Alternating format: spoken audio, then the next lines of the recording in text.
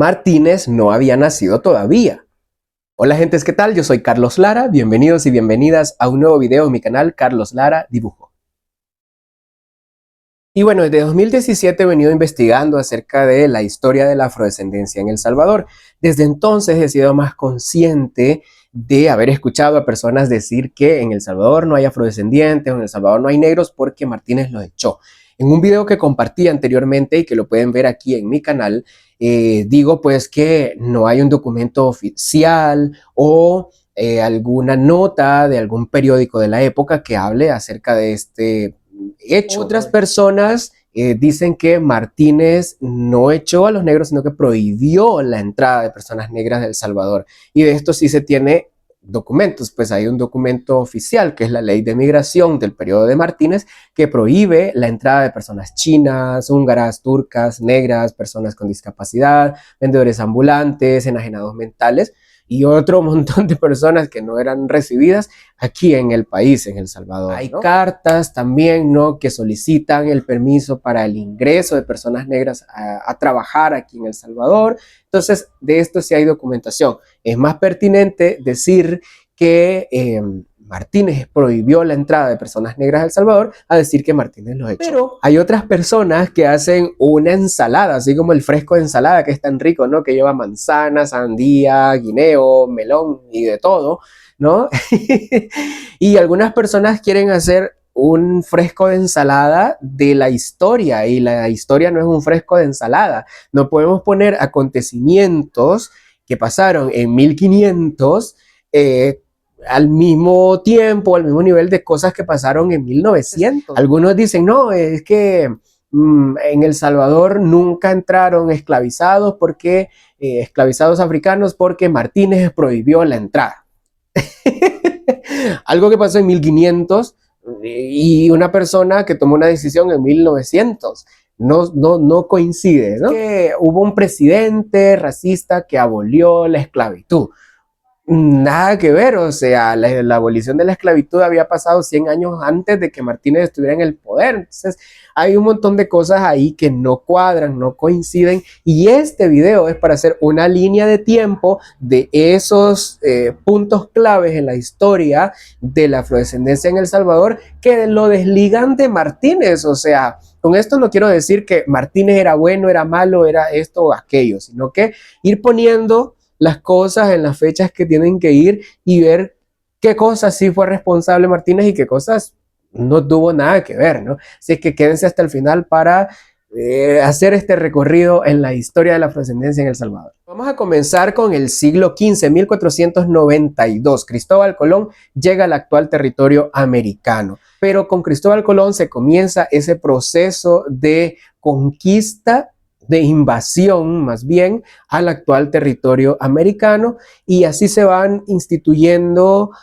unas modalidades que van permitiendo esclavizar a los indígenas de este territorio. Pasamos al siglo XVI. En 1525 se funda la ciudad de San Salvador. Ya Pedro de Alvarado había hecho expediciones y viene y funda la ciudad de San Salvador, y con Pedro de Alvarado ya venían personas originarias de África como asistentes en la milicia, ¿no?, como militares. En ese momento no estaba Maximiliano Hernández Martínez para decir, ese no va a entrar. Pedro Alvarado puede entrar los demás, pero este no puede entrar, porque esto es 1524, 1525, ¿no? Las expediciones siguen porque esto no se logra de una noche a la mañana, y pues Diego y Jorge de Alvarado siguen con sus expediciones, y esto queda registrado en el lienzo de Cuaquecholan, en donde pues se representa a los españoles, a los indígenas que vienen con ellos también para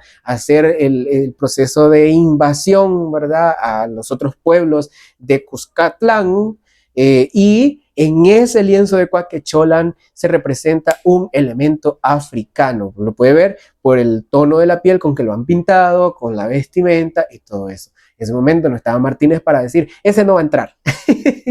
Y en 1500 pues ya se ha establecido este sistema de encomiendas, que prácticamente es que un español se toma un pueblo de indios, como se le conocía en ese momento, y estos indios, estos indígenas, tienen que trabajar para él a cambio de que él les dé comida y formación cristiana. Obviamente les daba maltratos, les daba latigazos, les daba abusos, violaciones, etcétera, etcétera, y pues hasta mataba gente, ¿no? Hay esta discusión de que si los indígenas, los naturales de las Indias, tienen almas y son personas a partir de las denuncias que hacen algunos frailes, por ejemplo, ante la corona española, de estos abusos que estaban pasando acá en las Indias, ¿no? Entonces se llega a una conclusión en 1542 y se crea esta ley, las leyes nuevas, ¿verdad? O las ordenanzas de Barcelona, donde se prohíbe la esclavitud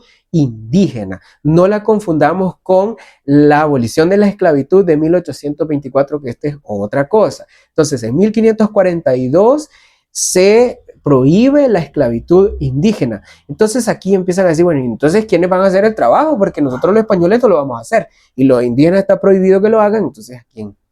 Y aquí también hay estas discusiones a partir de postulados filosóficos y también tomando en cuenta algunos versículos bíblicos, y aquí tiene que ver mucho la Iglesia Católica, pero este otro video para hablar sobre esto, ¿no? De la responsabilidad que tiene la Iglesia Católica de la institución de la esclavitud y de su duración en estos 300 años en América, ¿no?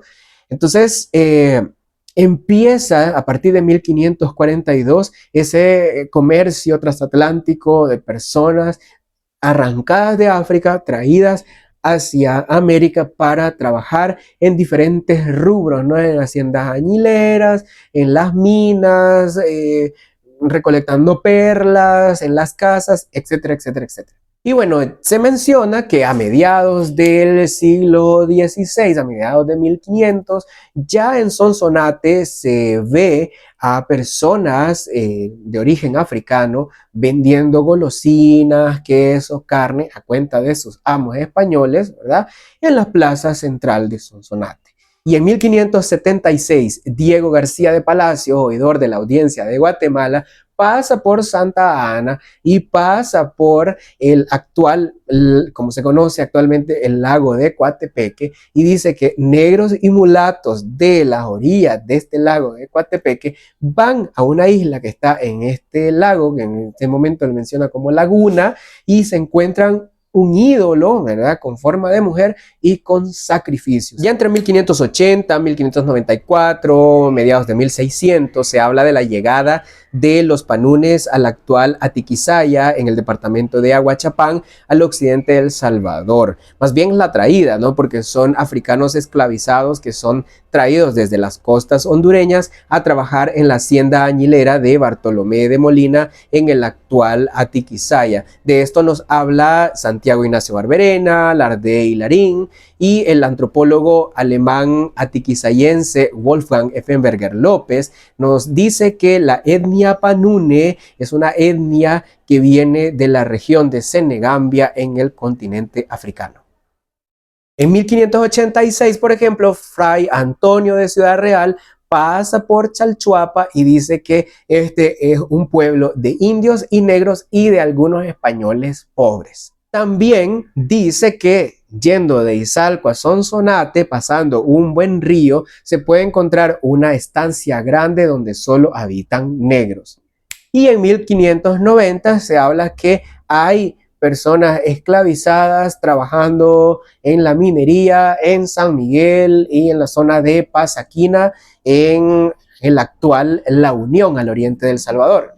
En 1611 se habla de una rebelión de cimarrones en Tulate, Sonsonate. En 1620, Paul Loken hace una descripción de la vida cotidiana de las personas negras y mulatas del actual Usulután. Ahí va describiendo los trabajos que hacen, por dónde andan y todo esto. Hay un artículo que habla sobre esto y que ustedes pueden tener acceso a él, lo pueden leer y que está muy interesante también. Y esto es 1620.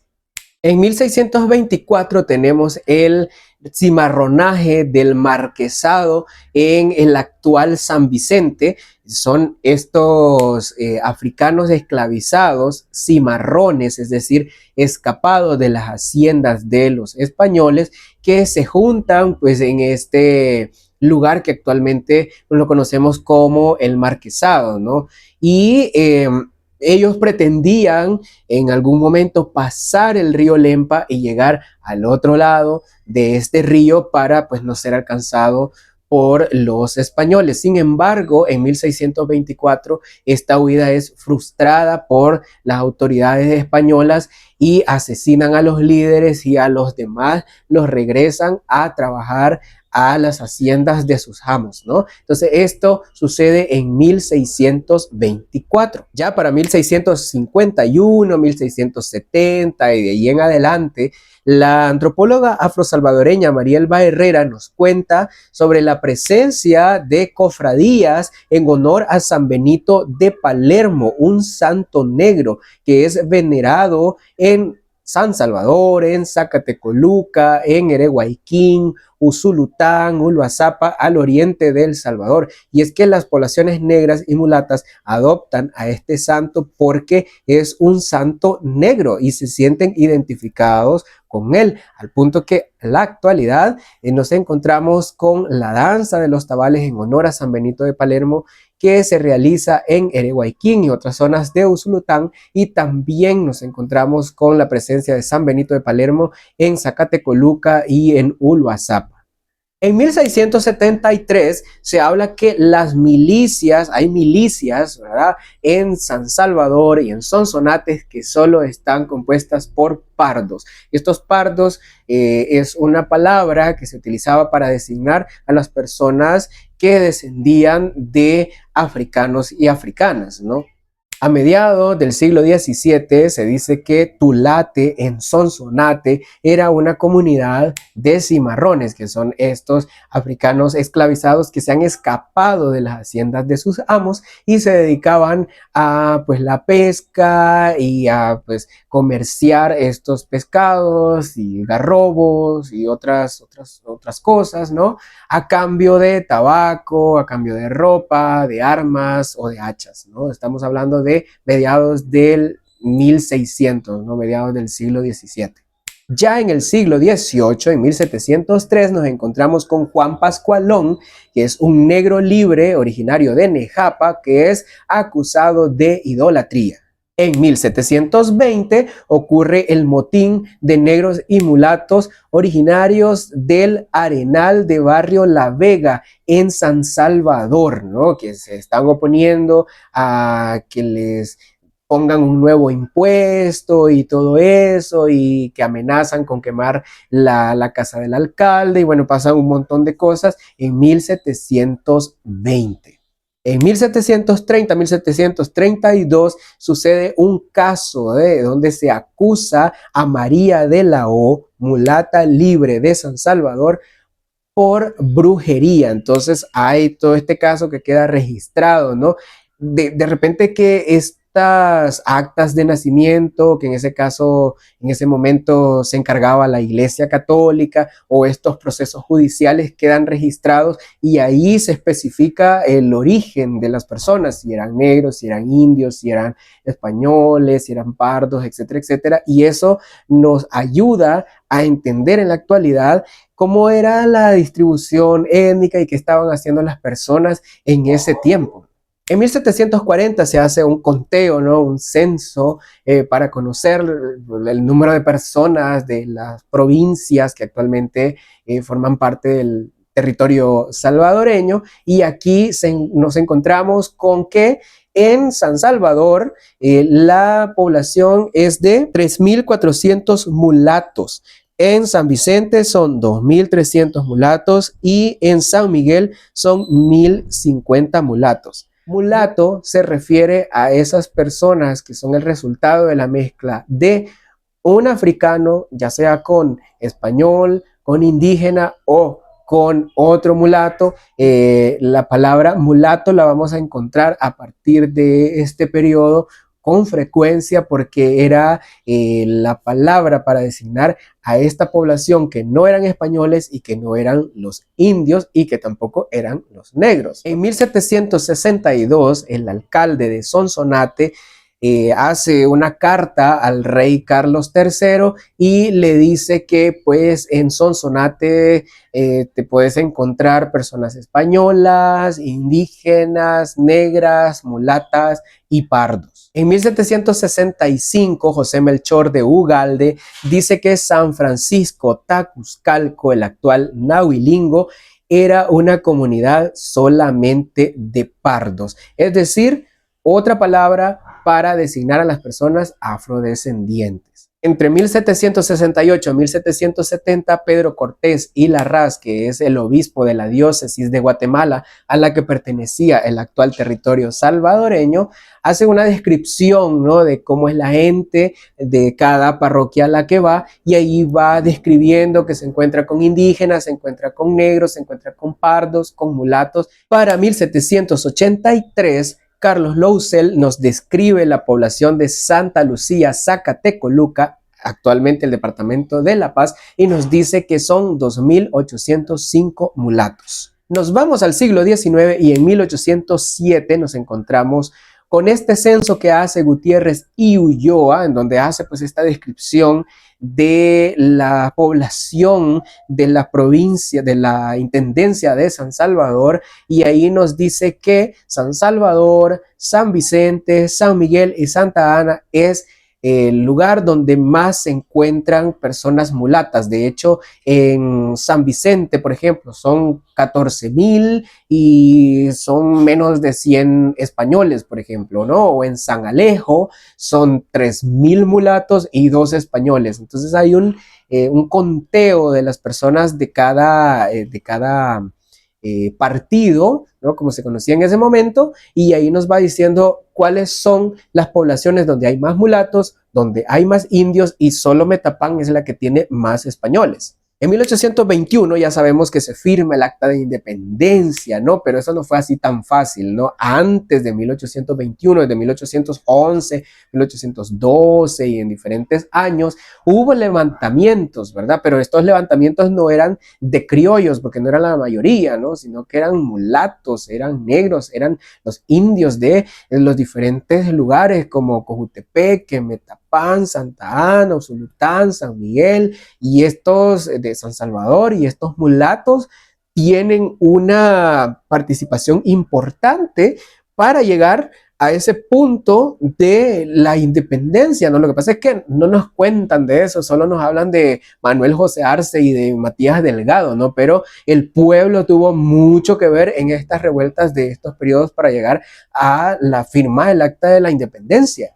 En 1824 se abole la esclavitud en Centroamérica. Esto no lo debemos confundir con la abolición de la esclavitud, la prohibición de la esclavitud que había sucedido en 1542, porque aquella fue la prohibición de la esclavitud indígena, y ahora en 1824 se está aboliendo la esclavitud de las personas africanas que habían sido esclavizadas desde 1542. Y aquí un dato muy importante: en 1882 nace Maximiliano Hernández Martínez. Si ven, en todo esto no está Martínez. Él nace en 1882. Entonces no tiene nada que ver en la abolición de la esclavitud, en las leyes nuevas, en el motín de negros y mulatos de Barrio La Vega en 1720, en los casos de herejía y brujería en 1620 y La Juana. Maximiliano Hernández Martínez nace en 1882. Nos vamos al siglo XX y en 1916, esta década de 1910-1920, David Joaquín Guzmán hace diferentes escritos, y en uno de ellos nos dice que las personas más feas que te puedes encontrar en El Salvador son los zambos, que son la mezcla de negros con indígenas. Si aquí en El Salvador no hubo personas negras, ¿cómo es que David Joaquín Guzmán nos está diciendo que lo más feo que puedes encontrar en El Salvador es la mezcla de negros con indígenas?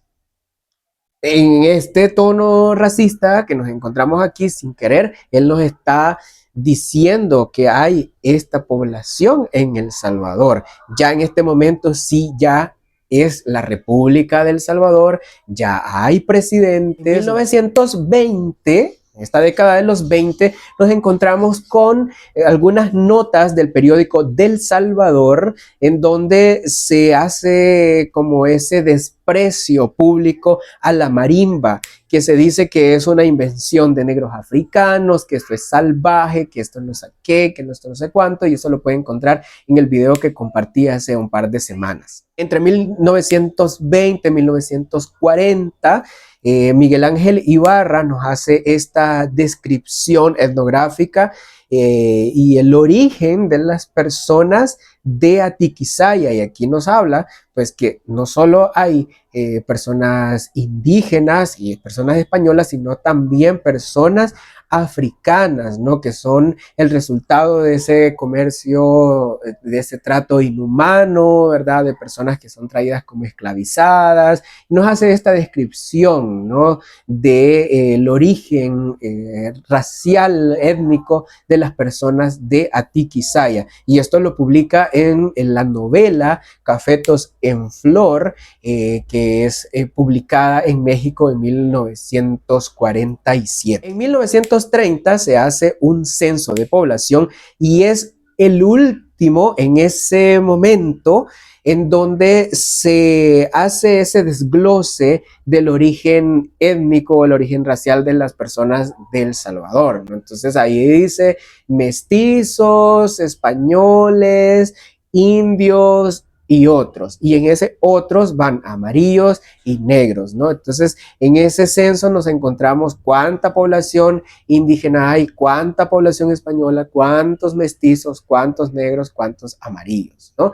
Y algo curioso aquí es que la gente siempre dice que allá en Chalate la gente es blanca, la gente es española y no sé cuál, y vemos que en ese censo no se refleja esto que la gente repite con tanto orgullo, ¿no? Entonces, después de 1930, es hasta 2007 que en un censo aparece este desglose nuevamente.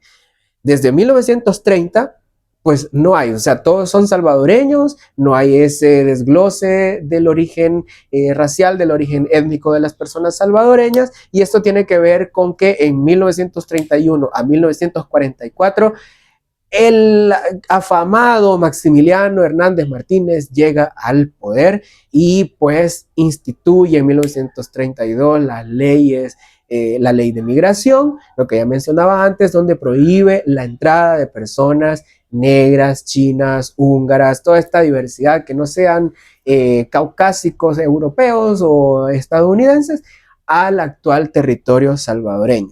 Si tenés café con leche y chocolate o canela y no le pones más café, entonces ya no se va a volver más oscuro, ¿no? Este es como un ejemplo para hablar acerca de esto. Pero esto no quiere decir que sacás a estas personas, porque si sacás en ese racismo internalizado, hasta Maximiliano Hernández Martínez se tenía que haber ido, ¿no? Entonces, las personas negras, las personas mulatas que ya están en el actual territorio salvadoreño, están ahí, se quedan aquí y pues se siguen mezclando y ya esas mezclas hasta nuestros días, ¿no? Ya en 1966 Martínez es asesinado, ¿verdad? Y también esta ley se revoca, ¿verdad? Ahí como en 1950, si no me equivoco, esta ley de migración, y pues ya se permite el ingreso de personas de cualquier origen al actual territorio salvadoreño, ¿no? Pero va quedando como esa espinita, esa leyenda de que aquí no entra esa diversidad. Por lo tanto, pues nosotros en El Salvador somos mestizos, somos como homogéneos y la gente dice que todos somos iguales y que al final pues esa igualdad la vemos en la práctica que no es así, ¿no? Y ya lo más reciente, en 2007, ¿no? Se realiza este cuarto censo de población y allí nos encontramos con esa pregunta, ¿no? De si sos blanco, si sos indígena, si sos negro. En ese momento dicen negro de raza.